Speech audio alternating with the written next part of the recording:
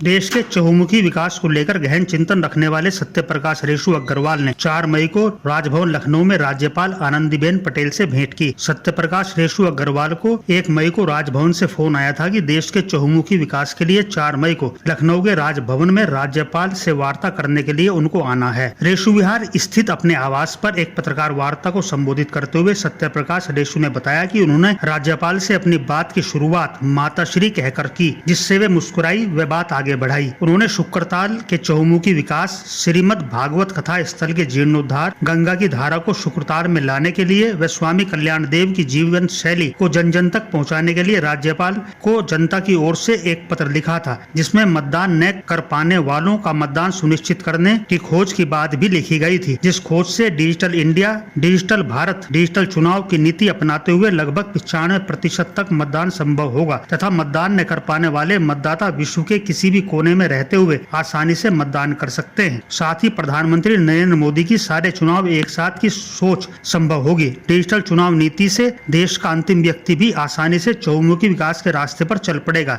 जिसे राज्यपाल ने गंभीरता से समझा। वह शुक्रताल को हरिद्वार के साथ साथ गंगा एक्सप्रेस वे से जोड़ने की बात को भी गंभीरता से समझा। वार्ता के समय सत्यप्रकाश रेशु अग्रवाल ने सभी की ओर से राज्यपाल को शुक्रताल आने का निमंत्रण भी दिया।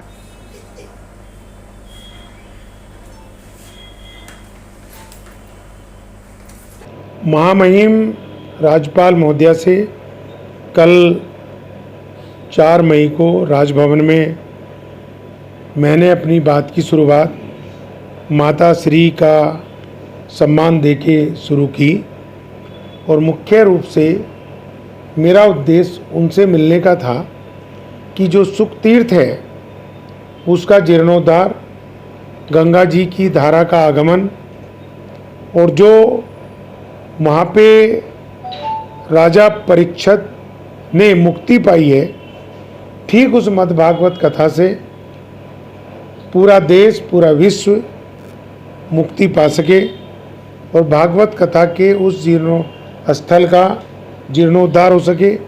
स्वामी जी जिन्होंने सुख तीर्थ का जीर्णोद्धार करने में अहम भूमिका निभाई, उनका भी इतिहास जन जन तक जाना चाहिए। साथ ही करुण आश्रम कोटद्वार, जहाँ भारत का नाम भारत रखा गया, उस बात को मैंने महामहिम से बहुत अच्छे से रखा। उनको ये भी जानकारी दी कि आदरणीय प्रधानमंत्री नरेंद्र मोदी जी की धर्मपत्नी मुजफ्फरनगर आई 6 दिन के प्रवास पे, मुजफ्फरनगर में हमारे यहीं पे रही। और इसके अतिरिक्त जो 40% मतदाता मतदान नहीं कर पाते, वे विश्व के किसी भी कोने में रहते हुए कैसे मतदान कर सकते हैं, उस पे चर्चा हुई।